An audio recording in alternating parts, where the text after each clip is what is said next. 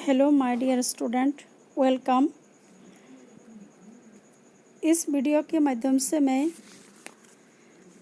वैचित्रमय असम शुरू कर रही हूँ। वैचित्रमय असम में आप लोगों को किन्हीं 2 चैप्टर पढ़ना पड़ेगा।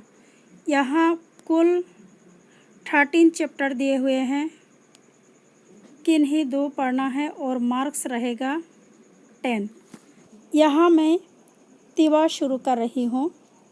आप लोग देखिए तिवा। और स्टूडेंट, मैं इंग्लिश में भी ट्रांसलेट कर दूँगी ताकि इंग्लिश मीडियम के स्टूडेंट को आसानी से समझ में आए।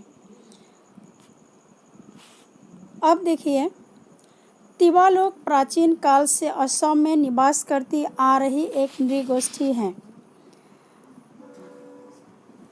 यहाँ देखिए बोला गया है कि तिवा लोग प्राचीन काल से असम में निवास करती आ रही हैं और किस गोष्ठी का है?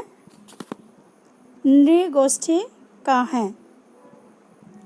आप लोगों को ये याद रखना है कि तिवा लोग नृगोष्ठी के लोग हैं। ये लोग इंडो चीन के अंतर्गत तिब्बती बर्मी भाषा परिवार के तहत बृहद बोरो गुट से संबंधित हैं। बच्चे, ये एक क्वेश्चन आंसर भी है, आप लोगों को याद रखना पड़ेगा। ये लोग इंडो चीन के अंतर्गत तिब्बती बर्मी भाषा परिवार के तहत बृहद बोरो गुट से संबंधित हैं उन लोग। Now you see here told that Tiwa is a seminary inhabited in Assam since ancient times. These people belong to the larger Boro faction under the Tibbet-Burmese language family under Indo-China. वर्तमान में इस समुदाय के लोग असम के नौगांव, मोरीगांव, कामरूप, कार्बी आंगलोंग, जोरहाट, धेमाजी, लखीमपुर, सदिया, मेघालय के कुछ इलाकों में बसे हुए हैं। स्टूडेंट्स, अब देखिए तिवा लोग असम के कहाँ कहाँ बसे हुए हैं। तो इन लोग वर्तमान समय में असम के नौगांव, मोरीगांव, कामरूप, कार्बी आंगलोंग, जोरहाट, धेमाजी, लखीमपुर, सदिया और मेघालय के कुछ इलाकों में बसे हुए हैं। अर्थात इसमें यह उल्लेख नहीं है कि ये ज़िले में बसे हुए हैं। तो ये जो नाम दिया हुआ है, इन ज़िलों के किसी किसी इलाकों में बसे हुए हैं इन लोग। Presently the people of this community are settled in Nagaon, Morigaon, Kamrup, Karbi Anglong, Jorhat, Dhemaji, Lakhimpur, Sadiya and some areas of Meghalaya in Assam. वैसे तो तिवा लोगों का वर्गीकरण दांती ओलिया, पहाड़िया और थलवाली के नाम से किया गया है, मगर मौजूदा वक्त में उनको पहाड़ी और मैदानी श्रेणी में ही विभक्त कर देखा जा सकता है। स्टूडेंट्स, आप यहाँ देखिए कि तिवा लोगों का वर्गीकरण किस तरह से किया गया था। 3 भागों में विभाजित किया गया था। नंबर 1 दांती ओलिया, नंबर 2 पहाड़िया और नंबर 3 थलवाली। तो ये तीनों नाम आप लोगों को याद रखना पड़ेगा। लेकिन मौजूदा वक्त में अर्थात इन प्रेजेंट टाइम उन लोगों को 2 भागों में विभक्त कर देखा जा सकता है। वो क्या क्या है? पहाड़ी और मैदानी। Although the Tiwa people have been classified as Danti Olia, Pahariya, Thalwali, but in the present times they can be divided into the mountain and plains category. अब देखिए सेकेंड पैराग्राफ। इतिहास के पन्नों पर तिवा लोगों का अहम स्थान है। तिवा वीर जोंगाल बल्हू को प्राग ऐतिहासिक युग का महान राजा माना जाता है। That means Tiwa has an important place on the pages of history. Tiwa Veer Jongal Balhu is considered the great king of Prague historical time. यहाँ बोला है कि इतिहास के पन्नों में, पन्नों मतलब पेज, इतिहास के पन्नों पर तिवा लोगों का महत्वपूर्ण स्थान है और तिवा वीर जोंगाल बल्हू को प्राग ऐतिहासिक युग का महान राजा माना जाता है। तो स्टूडेंट्स, तिवा लोगों के एक राजा का नाम क्या है? वीर जोंगाल बल्हू।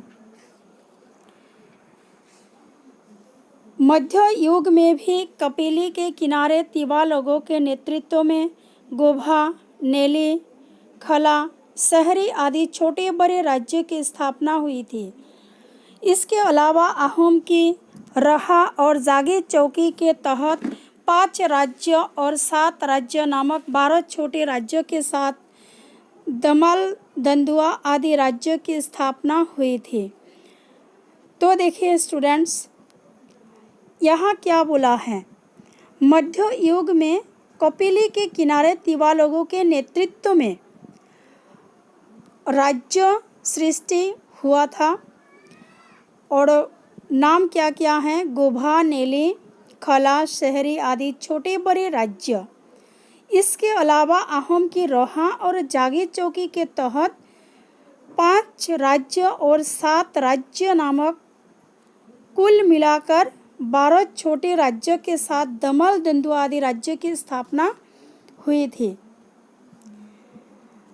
Even in the Middle Ages, small and big states like Gobha, Neli, Khala, Sahari, etc. were established under the leadership of Tiwa people on the banks of Kapil.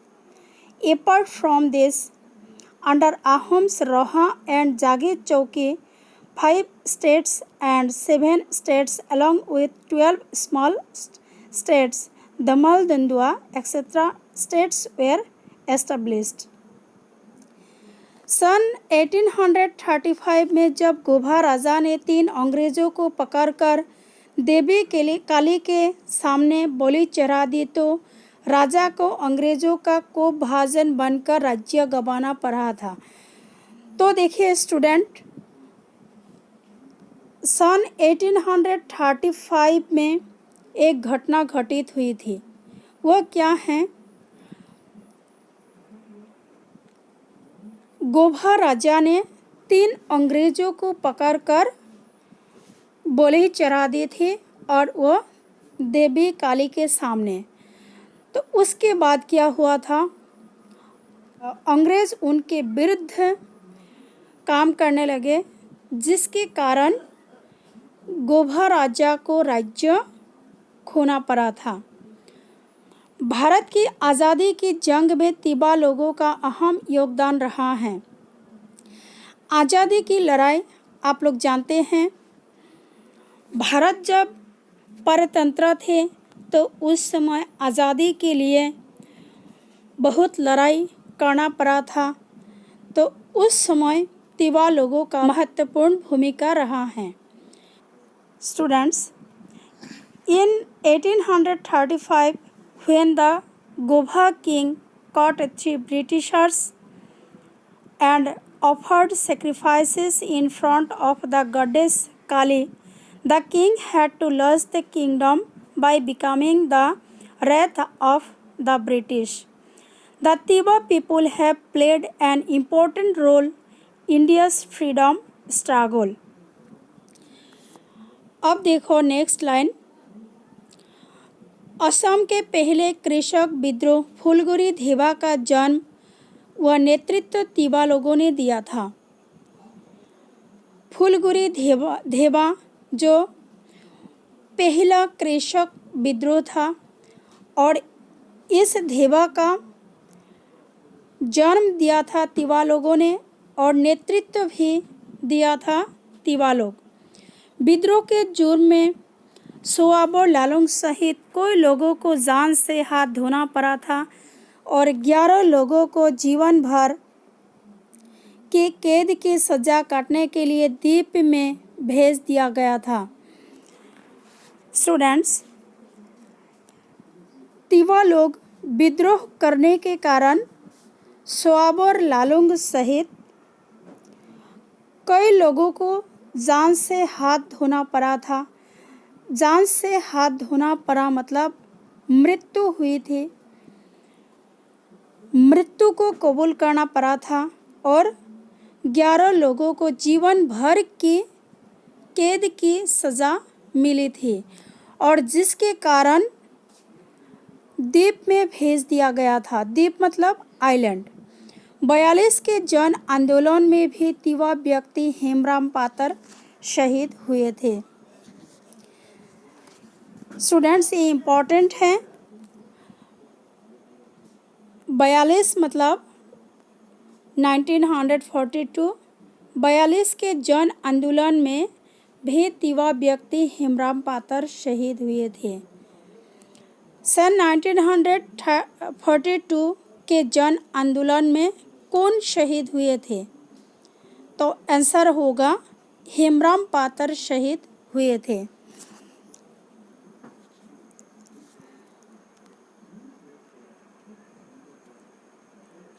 The first peasant uprising of Assam, Phulguri Theba, was born and led by the Tiwa people.